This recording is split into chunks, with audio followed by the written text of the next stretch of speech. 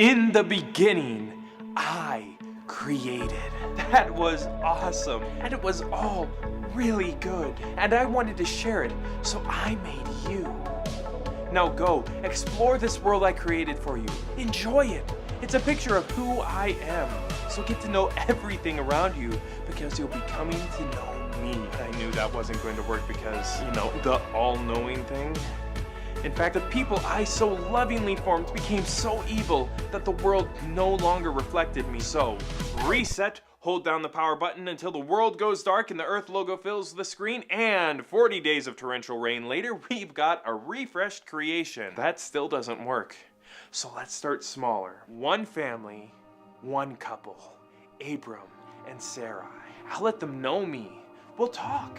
I'll make a covenant with them. That's right. I, God, creator of the universe, will form a binding agreement with a puny little hunk of fragile meat. And because I love those two, I'm going to take the punishment on both sides. So this time, if my creation can't hold up its end of the bargain, then I'll suffer the consequences. But, surprise, surprise, a few generations later, and it's like they don't even know me. And now, because of their own choices and the evil that surrounds them, they've lost the free will that I gave them, and have become slaves to some guy with a me complex and a fascination with pointy geometrical shapes. So I've got to show them who I am. They need to remember how much I love them and how I've protected them even when they've abandoned the plan. And I know just the person to do it. It's a baby, all wrinkly with an adorable giggle and delightful smile. I choose him. I protect him as he floats down the Nile in nothing more than a basket. While my enemy tries to thwart this plan by killing all of the baby boys, I make sure this one finds his way to the home of none other than the daughter of the man who would keep my people away from me. I love a good spy thriller, and I've just put my agent on the inside. But that's not where he stays. Oh no, he's got a lot of training ahead of him before he's ready for all that I have in store. It takes a daring escape, scorching deserts, an inflammable burning bush, and a little help from the guy's brother before we go before Pharaoh, that guy holding my people hostage, and declare, let my people go. But of course it takes more than that, 10 plagues to be exact. But I'll do it all. I'll fight for my family because I love them. And now they know a little bit more about me. They've seen me in action. I particularly loved the wave of jaws dropping when I made an 8-lane highway through the middle of the Red Sea. But this is just the beginning. I have so much more planned for them. If only they could see it. So I plan a little meet and greet. I find a nice high-rise in the Sinai Desert, fix up a couple of fireworks displays, and start a conversation with my people. Fortunately, it doesn't go quite as planned. There was this whole golden calf thing. It was awkward. So now it's time to lay down the law. We'll start with 10. Number 1. I am the Lord your God. I'm here for you. We're family. So I expect you to act like it. And remember that promise I made with your great-great-great-great-grandfather Abram, who I named Abraham after me? He took on my name. I adopted him as my own. And you, his descendants, are still my family. I chose you, not just to be my children, but to be my examples, to show the world what it looks like to have a relationship with me. Everyone who doesn't know me or understand why I do what I do, they're going to see you. And when they do, they'll be seeing me, my love, my nature, my actions, through everything you do. Right now we have a problem. You keep making all these terrible choices, and I can't be with you when you do that. Not just because you're making it painfully obvious that you don't want me around, but because if I drew near to you, my perfect goodness would cause you to spontaneously combust.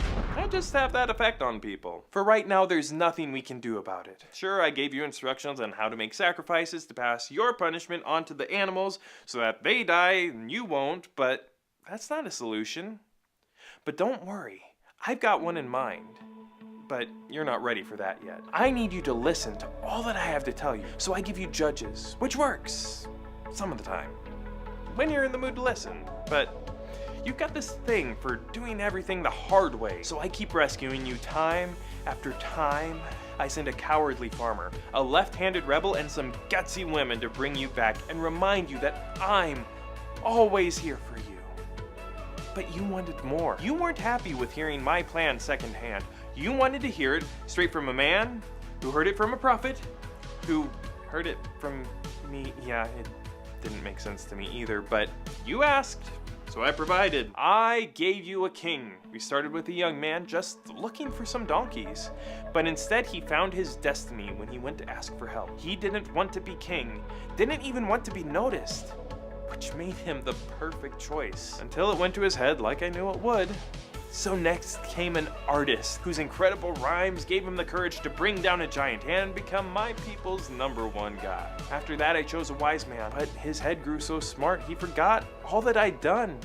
And the guy after him was even worse. So you fell apart. Again. I sent my messengers, prophets, to remind you again and again of my love and my promise. But instead of choosing me, you chose for yourselves evil rulers who thought only of their needs and their desires. You made yourselves victims, and you were beaten, broken, carried away from your homes to be strangers in foreign lands. And then you cried out, Abba, Father. After all this, do you really think that I'm listening? After all that you've done, do you really believe that I still care? Well, I am, and I do. I love you. I feel your pain. I know your need.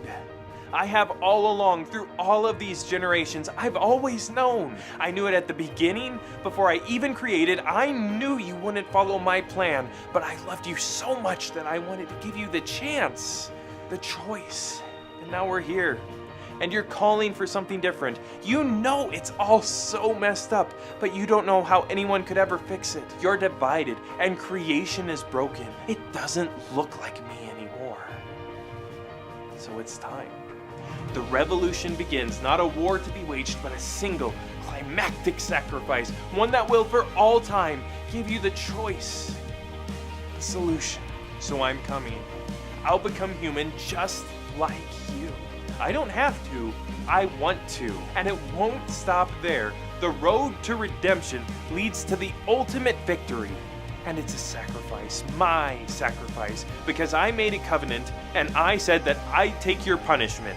So I'll die and suffer unimaginable physical pain so that we can be together.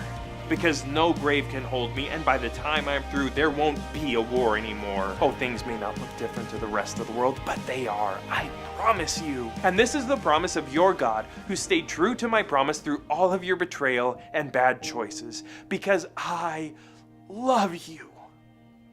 I made this world for you, and that's the whole point of this big story. And together, we'll show all of creation who I am and make it look like me once more.